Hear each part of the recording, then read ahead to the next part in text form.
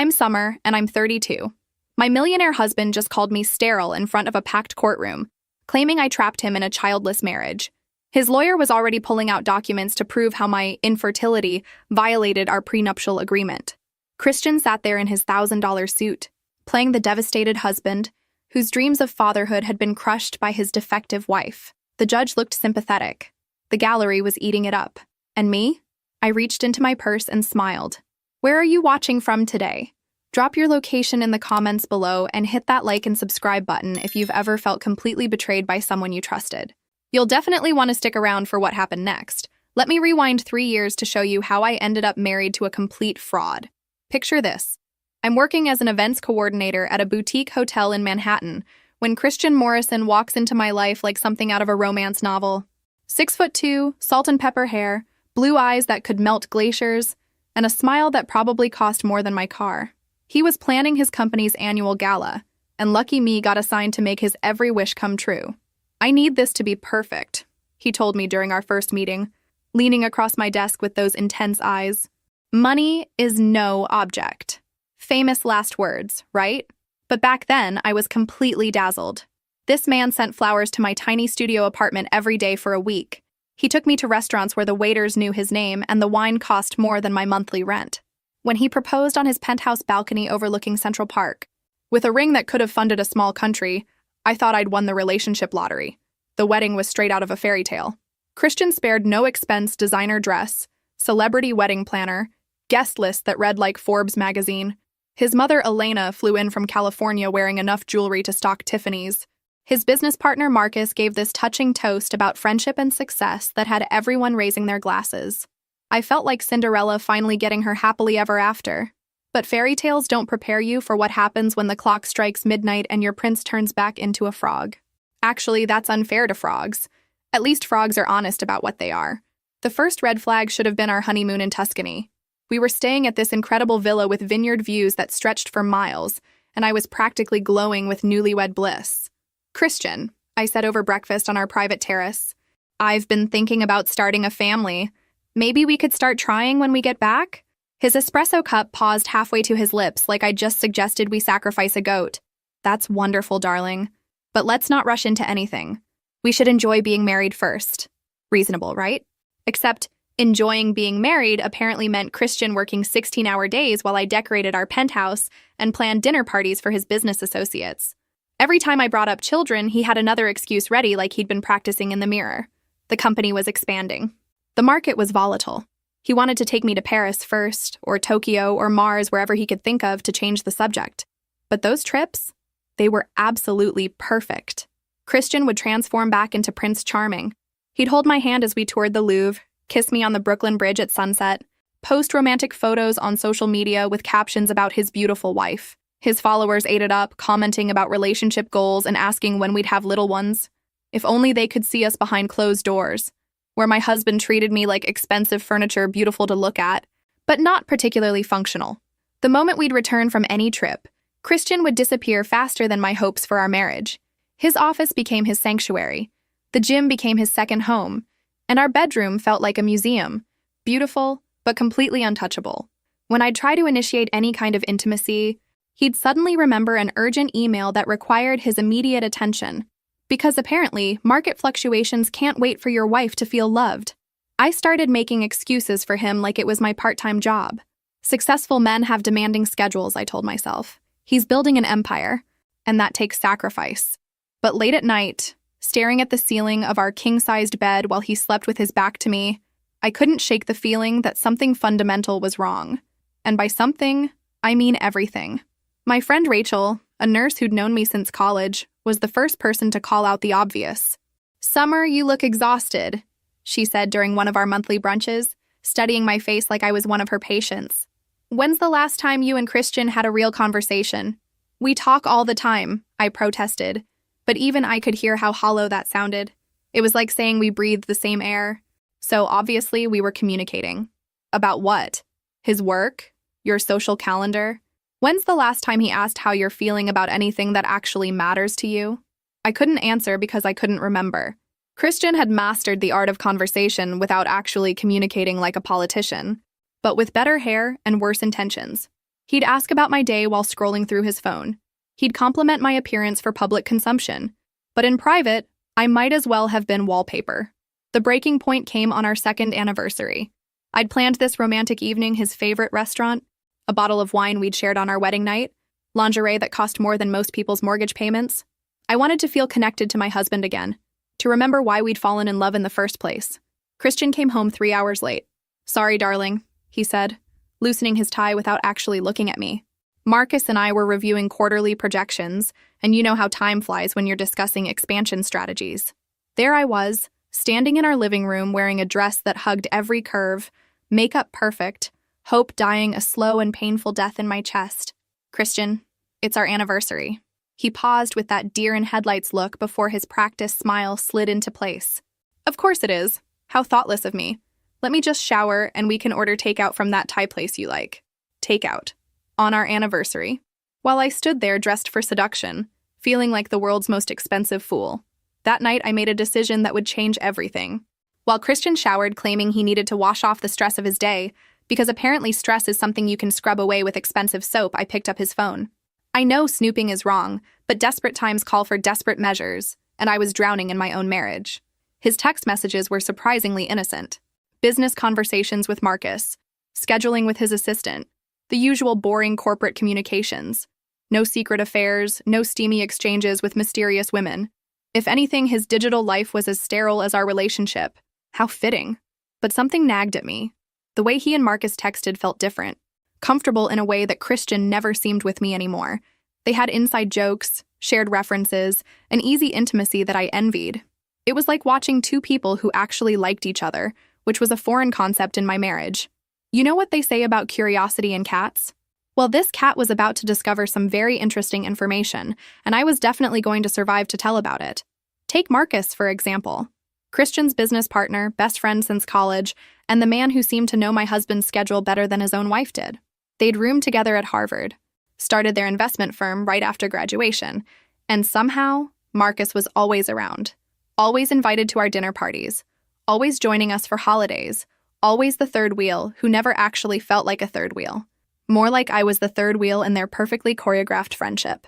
I started paying attention to things I'd previously ignored because I was too busy playing the perfect wife. The way Christian's entire demeanor would change when Marcus walked into a room suddenly animated, genuinely laughing, more alive than I'd seen him in months. The way they'd stand just a little too close during business discussions, their conversations flowing with an ease that made me feel like an outsider in my own home. "Marcus is coming for Thanksgiving," Christian announced one evening in November, not asking but informing me like I was his secretary. "Of course he is," I replied, not bothering to hide my sarcasm.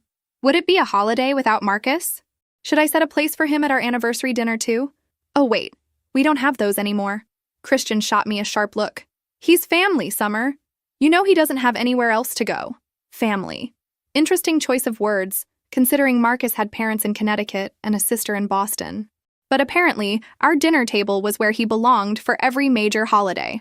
I was starting to feel like the unwanted guest at my own celebrations, which is quite an achievement when you're paying for the turkey. But instead of starting another fight that would go nowhere, I decided to play detective. During Christmas dinner, I watched them like I was studying for the most important exam of my life. The shared glances, the way Marcus could make Christian laugh with just a raised eyebrow, the comfortable silence between them that spoke volumes.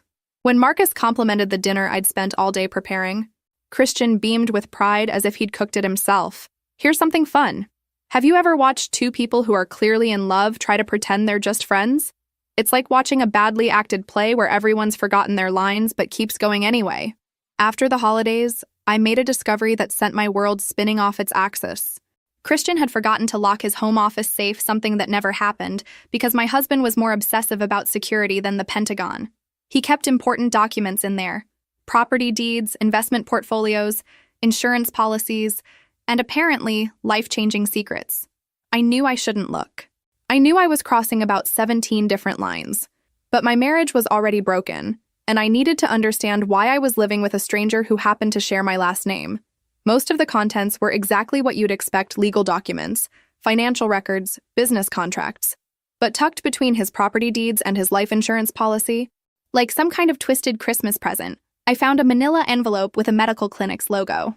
The letterhead read Metropolitan Men's Health Center, and the date was 3 years before we'd even met, before he'd swept me off my feet with talk of building a life together, before he'd nodded sympathetically every time I mentioned wanting children. My hands were shaking as I opened it, and honestly, they should have been. Vasectomy consultation and procedure confirmation. Voluntary sterilization. Completed successfully. Patient counseled on permanence of procedure. Let that sink in for a moment. My husband had me believing I was broken while he'd literally made sure we could never have children. The audacity was almost impressive. The envelope slipped from my numb fingers like a smoking gun, and for a moment, I just stood there in Christian's office, staring at the evidence scattered across his mahogany desk. 3 years before he'd met me. 3 years before he'd swept me off my feet with promises of forever. 3 years before he'd let me believe that my body was somehow failing us both. Every conversation about our future family had been a performance worthy of an Oscar. Every time I'd suggested baby names or pointed out cute nursery furniture, he'd been acting. This man had built our entire relationship on a foundation of lies so elaborate, it would make politicians jealous. I photographed the documents with my phone, my hands still trembling with a combination of rage and vindication. Then I carefully returned everything to its exact position in the safe, because if Christian thought he was the only one who could play the long game, he was about to get a very rude awakening. The next few weeks were pure torture. I sat across from Christian at dinner, making small talk about his day, while inside I was screaming loud enough to wake the dead. I watched him chat with Marcus about their latest business ventures, and suddenly their relationship took on a completely different dimension. Had Marcus known about the vasectomy? Was he part of this elaborate deception too? Of course he was.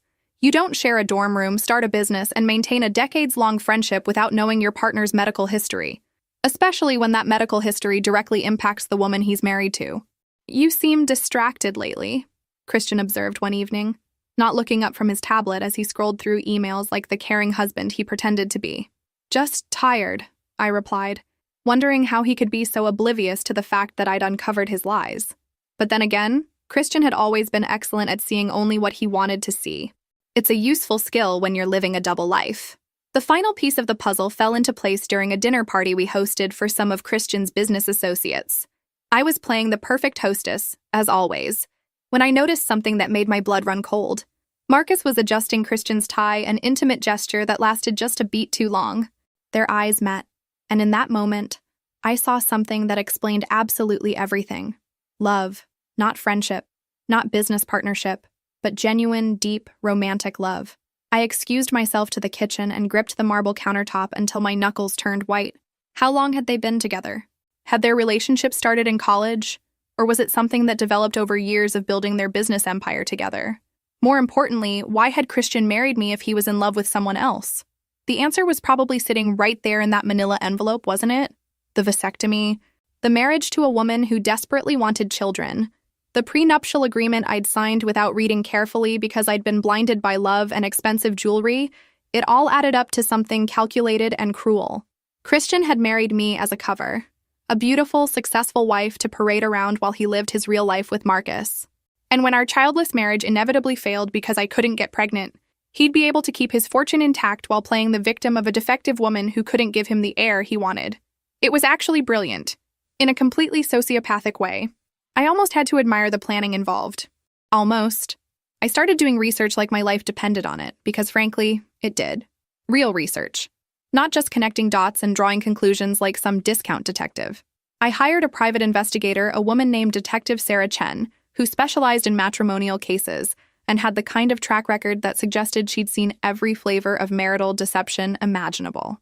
I paid her with money from an account Christian didn't know about, a small inheritance from my grandmother that I'd kept separate from our joint finances, because apparently I had better instincts about protecting myself than I'd given myself credit for. "I need to know if my husband is having an affair," I told Sarah during our first meeting at a coffee shop in Queens, far from anywhere Christian or Marcus might accidentally stumble upon us. Sarah was in her 40s, sharp-eyed and professional, with the kind of no-nonsense attitude I wished I'd possessed 3 years ago. "Most wives have a gut feeling before they have proof," she said, studying me across the small table. "What's yours telling you?" "That my marriage has been a lie from day one, and I'm about to prove it." She nodded like she'd heard this story 1,000 times before, which was either reassuring or deeply depressing. "Give me 3 weeks. If there's something to find..." I'll find it. Those 3 weeks were the longest of my life. I had to continue playing the devoted wife while inside I was building a case for my own liberation. Christian noticed nothing different about my behavior, which, honestly, told me everything I needed to know about how much attention he'd ever paid to his actual wife versus his imaginary perfect spouse. Summer seems a bit off lately, doesn't she? I overheard Marcus ask Christian one evening when they thought I was upstairs, because apparently my husband discussed my emotional state with his boyfriend but not with me. She's probably just hormonal, Christian replied dismissively. You know how women get. Hormonal. After 3 years of marriage, that was his clinical analysis of my emotional state. Not concerned that his wife might be unhappy, not worried that something might be wrong, just hormonal. Like I was some kind of unpredictable weather pattern that occasionally produced storms. I wanted to march into that room and show them both exactly how hormonal I could get. But patience was about to pay off in ways they couldn't imagine. Sarah called me on a Tuesday morning while Christian was at the gym with Marcus, their daily routine that I'd never questioned before, but now seemed like the perfect cover for whatever they were really doing during those 2-hour workouts. We need to meet, she said simply. I have what you're looking for. The photographs were absolutely damning. Christian and Marcus leaving a hotel in Midtown, not the kind of place you'd go for a business meeting unless your business involved king-sized beds and room service. Christian and Marcus at a restaurant in the Village, holding hands across the table like the lovers they obviously were. Christian and Marcus kissing in the doorway of Marcus's apartment building at midnight, when Christian had told me he was working late at the office. How long? I asked, staring at the evidence of my husband's double life spread across the table like playing cards in the world's worst poker game. From what I can tell, at least since college, maybe longer. They're very careful, very discreet, but there are patterns. Hotel registrations under Marcus's name, restaurant reservations for 2 in locations where they're unlikely to run into anyone from their professional circle. Your husband has been living a double life for a very long time. I felt strangely calm as I absorbed this information. The betrayal was complete now, no more wondering, no more second-guessing my instincts, no more making excuses for behavior that had never made sense. Christian had married me to hide his relationship with Marcus, undergone a vasectomy to ensure I'd never get pregnant, and created the perfect trap to ensure I'd walk away from our divorce with nothing. Except he'd made one crucial miscalculation. He'd underestimated his wife. I want a divorce, I announced on a Thursday evening, standing in the doorway of Christian's office while he reviewed quarterly reports. I'd rehearsed this moment for weeks, but my voice still came out stronger and clearer than I'd expected. Christian didn't even look up from his laptop, because why would he? I was just his wife. Don't be dramatic, Summer. Whatever's bothering you, we can discuss it rationally like adults. There's nothing to discuss. I want out of this marriage. That got his attention. He finally lifted his head, and I saw calculation flicker in his eyes before his expression settled into what I'd learned to recognize as his negotiation face, the same one he used with difficult clients who didn't understand how lucky they were to have his expertise. Summer, let's not make any hasty decisions. Marriage is work, and we both need to put in more effort. Effort? I laughed, and it sounded harsh even to my own ears. Christian, when's the last time you touched me? When's the last time we had a real conversation about anything that mattered? When's the last time you treated me like a wife instead of an expensive accessory that looks good at company parties? He stood up, moving around his desk with the kind of predatory grace that had once made my heart race and now just made me angry. You're being emotional. This is exactly the kind of reaction that makes productive communication impossible. I'm done communicating. I've filed the papers. You'll be served tomorrow morning. The mask slipped then, just for a moment, and I saw something cold and calculating in his expression. The real Christian, the one who'd planned this entire charade from the beginning. You might want to reconsider that decision, Summer. Remember our prenuptial agreement. You signed away quite a lot of rights when you were so eager to become Mrs. Morrison. There it was, the threat I'd been expecting. The reminder that he held all the financial power. That he'd structured our marriage to ensure I'd be left with nothing if I ever tried to leave. Christian had always been thorough in his planning. It was one of the qualities I'd once admired about him. I remember, I said calmly. I also remember the clause about fault-based divorce and the provision for spousal support in cases of adultery or fraud. His confidence wavered slightly, like a crack appearing in expensive marble. I don't know what you think you know, but I know about Marcus.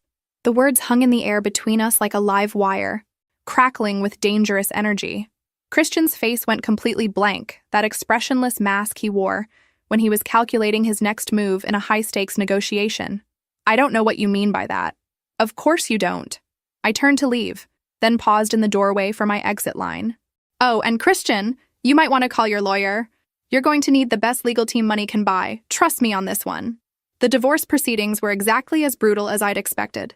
Christian hired the most expensive legal team in the city, men in $1,000 suits, who specialized in protecting wealthy men from their inconvenient wives.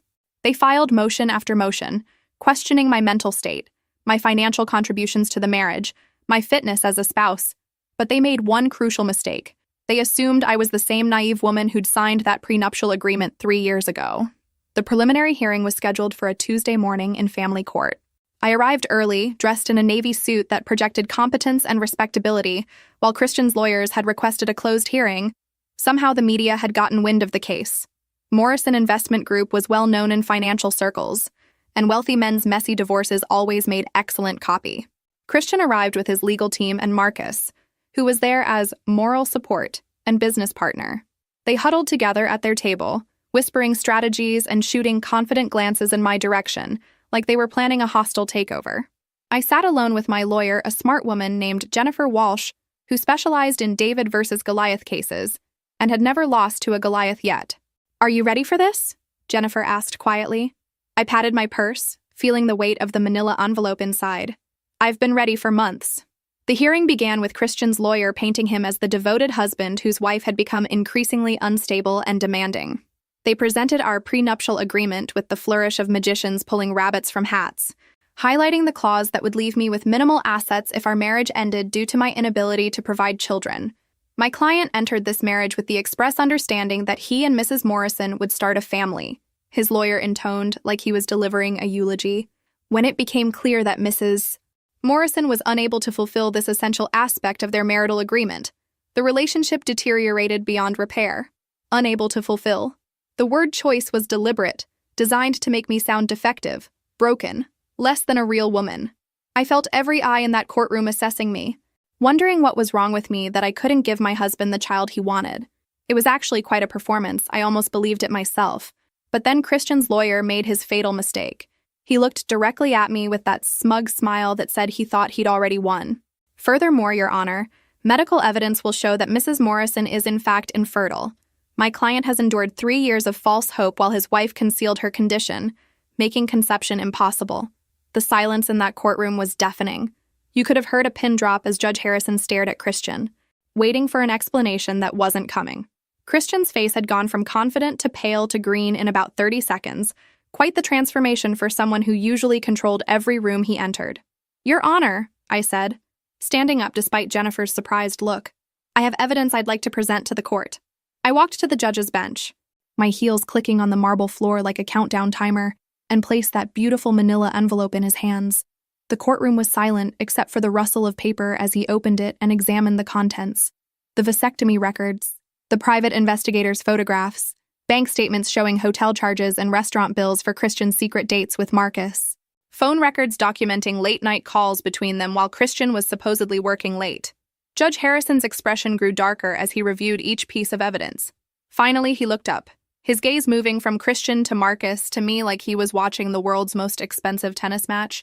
Mr. Morrison, he said, his voice carrying the weight of judicial authority and barely contained disgust, would you care to explain these documents? Christian's lawyer jumped up like his chair was on fire. Your Honor, we weren't prepared to address these allegations today. We request a continuance to properly review these documents and prepare our response. Allegations? Judge Harrison's eyebrows shot up as he held up one of the photographs. This appears to be your client kissing another man outside an apartment building. Are you suggesting this is somehow fabricated? I watched Christian's world crumble in real time, and honestly, I should probably feel guilty about how satisfying it was. But after 3 years of being made to feel like I was the problem, like I was broken and insufficient, watching him squirm felt like justice served with a side of karma. Marcus had gone completely white and was staring at his hands like they held the secrets of the universe. The man who'd been so comfortable playing the concerned business partner was suddenly very interested in the floor tiles. Your Honor, Jennifer stood up, these documents clearly show that Mr. Morrison has been living a double life throughout his marriage to my client. The vasectomy records prove he never intended to have children, making his claims about my client's alleged infertility not just false, but deliberately fraudulent. The judge flipped through more photographs, his expression growing more disgusted by the minute. This court has seen many cases of marital deception, but this level of premeditation is particularly disturbing. Mr. Morrison appears to have deliberately married Mrs. Morrison as a cover for his relationship with, Judge Harrison glanced at his notes, Marcus Delacroix, then structured their prenuptial agreement to ensure she would receive nothing when the inevitable divorce occurred due to his own voluntary sterilization. Christian finally found his voice, though it came out as more of a croak. Your Honor, my relationship with Marcus is purely professional. Mr. Morrison, the judge's voice was ice cold. I strongly advise you not to commit perjury in my courtroom. The evidence before me suggests otherwise, and I've seen enough court cases to recognize a lie when I hear one. The media section was frantically scribbling notes. I could already see tomorrow's headlines. Investment mogul's secret life exposed, and Millionaire's marriage was elaborate fraud. Christian's carefully constructed public image was disintegrating faster than a sandcastle in a hurricane, and I had front row seats to the show. In light of this evidence, Judge Harrison continued, I'm ruling that the prenuptial agreement is void due to fraud.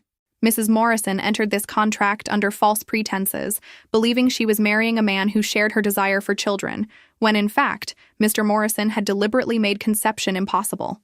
Christian's lawyer looked like he'd been slapped with a wet fish. Your Honor, we respectfully request. Furthermore, the judge's voice cut through the courtroom like a blade. I'm awarding Mrs. Morrison 50% of all marital assets, including the primary residence, vacation properties, and a substantial portion of Morrison Investment Group. 50% of everything, including the penthouse where I'd spent 3 years feeling like a stranger, the Hamptons house where I'd hosted countless parties for his friends and business associates, and most importantly, a controlling interest in the company that had been Christian and Marcus's baby. Christian shot to his feet like he'd been electrocuted. Your Honor, that's impossible. The company is my life's work, which you built during your marriage using community property laws, Judge Harrison replied coolly. Your wife was entitled to transparency about your intentions and fertility status. Instead, you committed fraud on a scale that shocks this court's conscience. I could practically see the dollar signs evaporating from Christian's eyes. The man who'd thought he was so clever, so careful in his planning, had just lost everything because he'd underestimated the woman he'd married for appearances. It was almost poetic. The aftermath of that courtroom victory was swift and brutal. Within 48 hours, news of Christian's deception had spread through Manhattan's financial district like wildfire. The story had everything gossip-hungry socialites loved: secret affairs, financial fraud, and a wealthy man's spectacular downfall. Christian's business associates started distancing themselves immediately. Nobody wanted to be associated with a man who'd committed marriage fraud, especially not in a world where reputation was everything. Phone calls went unreturned, lunch invitations were rescinded, and suddenly Christian found himself persona non grata in the very circles where he'd once held court. Marcus bore the brunt of the professional fallout. Their investors, already nervous about the scandal, began pulling their money when they realized the company's 2 founding partners had been living a lie that made soap operas look understated. The man who'd helped build Morrison Investment Group from the ground up was suddenly toxic by association. I moved back into the penthouse while Christian packed his belongings like a defeated general retreating from battle. The irony wasn't lost on me. The woman he'd tried to leave with nothing was now living in his home, surrounded by the art and furniture he'd chosen to impress people who no longer answered his calls. This isn't over, Summer, he said on his last day, standing in our former living room with boxes of his personal items stacked around him like the ruins of his former empire. You think you've won something? But you have no idea how to run a business. You'll lose everything within a year. I was sitting in his favorite leather chair, the one where he used to read financial reports while ignoring me. You know what's funny, Christian? You spent 3 years treating me like I was too stupid to notice your lies, too weak to fight back, too dependent on you to survive on my own. And yet, here we are. The penthouse felt different once Christian was gone, larger somehow, like it could finally breathe without his suffocating presence. I walked through rooms that had felt like a museum and started making them actually mine. The first thing I did was donate his precious art collection, every pretentious piece he'd bought, to show off his sophisticated taste to the Metropolitan Museum of Art. Let them deal with his legacy while I built my own. Jennifer Walsh, my lawyer, became my advisor as I navigated the complex process of taking control of Morrison Investment Group. The company was hemorrhaging clients and money like a sinking ship, but the bones of it were solid. Christian and Marcus had built something valuable, even if they'd destroyed its reputation with their personal drama. You have 2 choices, Jennifer explained during one of our strategy sessions. Sell your shares and walk away with enough money to buy a small island, or fight to rebuild the company's reputation and potentially make even more money in the long run. I thought about that for exactly 30 seconds. I didn't go through all this just to take the easy way out. Besides, I want to prove that this company can succeed without them. The first board meeting I attended as a major shareholder was memorable in all the best ways. These men who'd known me only as Christian's decorative wife suddenly had to take me seriously as a business owner. The adjustment was painful for everyone involved, but mostly for them. Mrs. Morrison, one of the board members said carefully, like he was diffusing a bomb, "We appreciate your enthusiasm, but managing an investment firm requires specialized knowledge and experience." "You're absolutely right," I agreed, with a smile that could have cut glass, "which is why I'm bringing in consultants and advisors to help guide the transition. But make no mistake, I'm not going anywhere. This is my company now." Rebuilding Morrison Investment Group's reputation was like performing surgery on a patient who was bleeding out on the operating table. Every day brought new challenges: clients threatening to leave, employees uncertain about their futures, competitors circling like vultures waiting to pick apart our remaining assets. But I had advantages that Christian never possessed. I understood people in ways he never bothered to learn. While he'd focused on numbers and profits, I'd spent years managing relationships, reading social dynamics, understanding what people really wanted versus what they said they wanted. Turns out those skills are surprisingly useful in business. My first major decision was rebranding. Morrison Investment Group became Meridian Capital Partners, a fresh start with no baggage from Christian's scandal. I hired a crisis management team, a new marketing firm, and most importantly, I brought in Rebecca Torres as CEO. Rebecca was everything I wasn't: financial expertise, 15 years of experience running investment firms, and a reputation for turning around struggling companies. She was also a woman in a male-dominated industry who understood exactly what it felt like to be underestimated by men in expensive suits. "Why me?" she asked during our first meeting. "You could hire any number of experienced executives who'd probably work for less money and fewer questions." "Because you know what it's like to have everyone assume you don't belong in the room," I said. "And because when I researched your track record, I realized you're exactly the kind of person Christian would never have hired, which makes you perfect for what we're trying to build." Rebecca smiled at that. "You want to prove that the company can succeed without him. I want to prove it can succeed better without him." The first 6 months were brutal in ways I hadn't anticipated. We lost about 40% of our client base, had to lay off a third of our staff, and there were days when I wondered if Christian had been right about my ability to run a business. But slowly, gradually, we started attracting new clients who were intrigued by our story. Turns out, there were a lot of people who enjoyed the idea of investing with a company that had been built from the ashes of a fraud scandal. We marketed ourselves as transparent, ethical, and led by people who understood the real cost of deception. It was a compelling narrative, and more importantly, it worked. Marcus tried to reach out to me once, about 8 months after the divorce was finalized. He called my office, somehow got past my assistant, and caught me during a late evening when I was reviewing quarterly reports and wondering if I'd bitten off more than I could chew. "Summer, I wanted to apologize," he said, his voice heavy with guilt that was probably genuine. "I never meant for you to get hurt in all this." "But you knew I would be," I replied calmly, setting down my pen and leaning back in my chair. "You knew Christian had married me under false pretenses, knew he'd undergone a vasectomy, knew he was planning to leave me with nothing when our childless marriage inevitably failed. You knew all of that, and you participated anyway." "I love him," Marcus said simply. Like that explained everything and absolved him of all responsibility. "I know you do, but love doesn't excuse cruelty, Marcus, and what you both did to me was incredibly cruel. It was calculated, deliberate, and designed to destroy my life for your convenience." He was quiet for a long moment. "For what it's worth, I think Christian underestimated you from the beginning. He saw what he wanted to see: someone he could control and manipulate. He never saw how strong you really are." "No," I agreed. "He didn't. And that was his biggest mistake." 2 years after the divorce, Meridian Capital Partners wasn't just surviving, we were thriving in ways that would have made Christian's head spin. Our client portfolio had grown by 300%. We'd opened offices in Chicago and Los Angeles, and Rebecca had been featured on the cover of Financial Weekly as one of the industry's rising stars. But my real triumph came on a Tuesday morning when my assistant buzzed my office with unusual excitement in her voice. "Ms. Morrison, you have a visitor, a Mr. David Chen from Chen & Associates. He says it's about a business proposition that you'll find very interesting." David Chen turned out to be Sarah's brother, the private investigator who'd helped me gather evidence against Christian. Unlike his sister, David was a corporate acquisitions specialist who made his living buying and selling struggling companies like some kind of business vulture. "I have something I think you'll want to see," he said, sliding a folder across my desk with the satisfaction of someone delivering excellent news. "Morrison Investment Group is going up for sale." I opened the folder and felt a smile spread across my face that probably looked borderline predatory. Christian and Marcus's original company, the one they'd lost most of their clients and investors after the scandal, was now bleeding money and desperately seeking a buyer. The asking price was a fraction of what the company had been worth during its heyday. "They're asking $12 million, David explained. "Based on their remaining assets and client contracts, it's actually a decent deal for someone who knows how to turn around a damaged brand. $12 million. Pocket change compared to what I'd walked away with from the divorce settlement.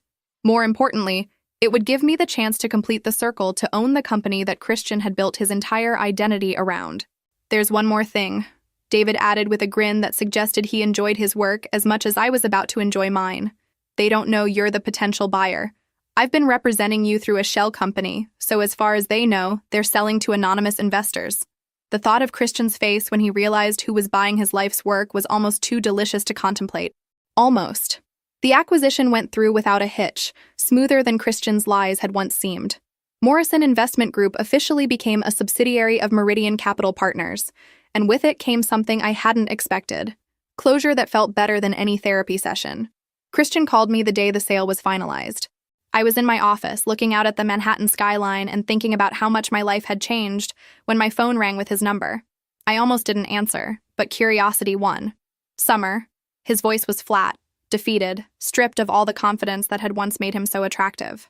"I just found out who bought the company." "Congratulations on the sale," I said pleasantly, like I was talking to any other business acquaintance. "I hear you got a fair price considering the circumstances and the company's current reputation. Why?" The question came out raw, angry, like a wounded animal. "You've already taken everything from me. Why this too?" "I didn't take anything from you, Christian.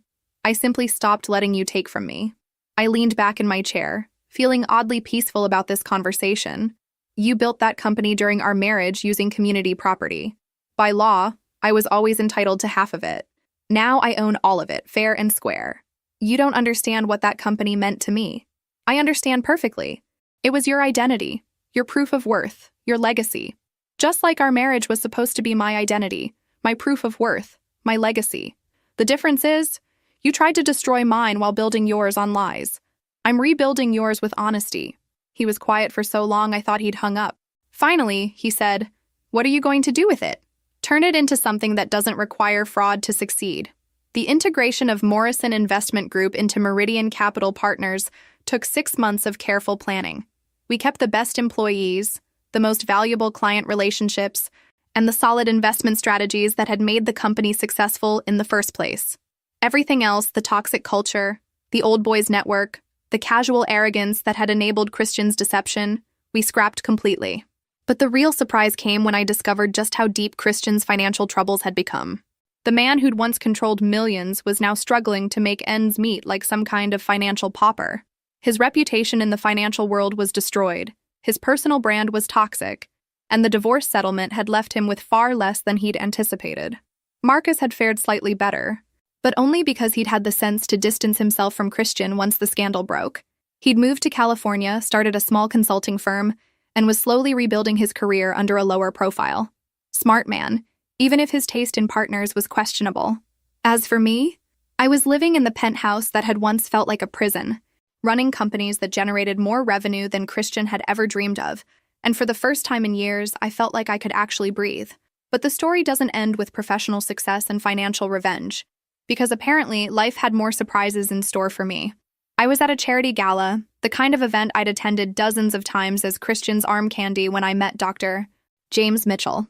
He was a pediatric surgeon at Mount Sinai, recently divorced himself, and refreshingly unimpressed by my business success or social status. "So, you're the woman who brought down Morrison Investment Group," he said when we were introduced, his tone more curious than judgmental. "I'm the woman who survived Morrison Investment Group," I corrected. "There's a difference." He studied me with intelligent gray eyes that reminded me of storm clouds. "I imagine there is."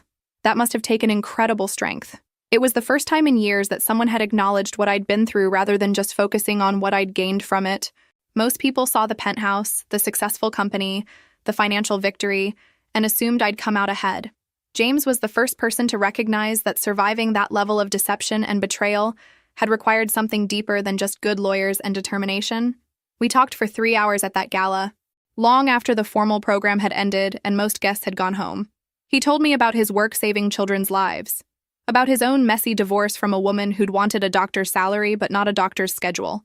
I told him about building a company from the ashes of a fraudulent marriage, about learning to trust my instincts after years of being gaslighted by a professional. "Would you like to have dinner sometime?" he asked as the evening wound down. "Somewhere quiet where we can continue this conversation without 100 people pretending not to eavesdrop?" I almost said no. After everything I'd been through with Christian, the idea of trusting another man felt about as appealing as voluntary root canal surgery. But something about James felt different, genuine in a way that Christian had never been, even during his most convincing performances. "I should probably warn you," I said. "I come with a lot of baggage. Public scandal, trust issues, an ex-husband who committed marriage fraud, and a tendency to investigate people's backgrounds before the second date." James smiled, and it was nothing like Christian's practiced charm. This was warm, real, unguarded. "I come with emergency surgery schedules, a tendency to disappear into work for 12-hour stretches, and an ex-wife who tells anyone who'll listen that I chose my career over our marriage. Want to compare baggage over dinner on Friday?" I realized I was smiling back, the first genuine smile I'd felt in longer than I could remember. That sounds perfect. 6 months later, I was standing in the bathroom of my penthouse, staring at a pregnancy test with 2 pink lines, feeling emotions I couldn't quite name. After everything Christian had put me through the years of thinking I was broken, the public humiliation in court, the cruel irony of being called sterile by a man who'd made himself sterile, I was pregnant. James and I had been taking things slowly, building trust and intimacy in ways I'd never experienced with Christian. He'd been patient with my anxiety about commitment, understanding about my need for independence, and amazingly supportive of my business endeavors. When I'd told him about wanting children someday, he'd simply said, "Someday sounds good to me when you're ready." Apparently, someday had arrived sooner than either of us expected. "Summer?" James called from the bedroom. "Everything okay in there?" I opened the bathroom door, still holding the test, still trying to process this turn of events. James took one look at my face, then at the test in my hands, and his expression shifted from concern to wonder. "Are you?" he started, then stopped, waiting for me to tell him how I felt about this news before he revealed his own reaction. "I'm pregnant," I said, the words feeling surreal. After all of Christian's lies about me being infertile, after believing for years that I might never be able to have children, I'm actually pregnant. James crossed the room in 2 steps and wrapped me in his arms, careful and gentle like he was afraid I might break. "How do you feel about it?" "Terrified," I admitted. "Excited, vindicated. Like the universe has a sense of humor and excellent timing." When Emma Rose Mitchell was born on a snowy Tuesday morning in February, weighing 7 pounds and 2 ounces with a full head of dark hair and her father's determined chin, I finally understood what true victory looked like. It wasn't the financial success, wasn't the professional recognition, wasn't even the satisfaction of watching Christian's empire crumble. True victory was holding my daughter in my arms, knowing that I'd survived everything that had tried to break me and emerged stronger, wiser, and infinitely more capable of love than I'd ever thought possible. James proposed when Emma was 6 months old, not with a massive diamond designed to impress other people, but with his grandmother's simple gold band and a promise that he'd spend his life being worthy of the trust I'd placed in him. We married in a small ceremony in the garden of the penthouse, surrounded by the people who'd supported me through the darkest period of my life. As for Christian and Marcus, they weren't invited, obviously. I'd heard they'd moved to Portland, where Marcus was running a small investment advisory firm, and Christian was working as a mid-level analyst. They were together, finally living openly as a couple, but their professional reputations had never recovered. Sometimes the best revenge really is living well, and I was living very, very well indeed. If this story resonated with you, make sure to like and subscribe for more tales of people who turned their worst betrayals into their greatest triumphs. Remember, sometimes the people who underestimate us give us the greatest gift of all the motivation to prove them spectacularly wrong.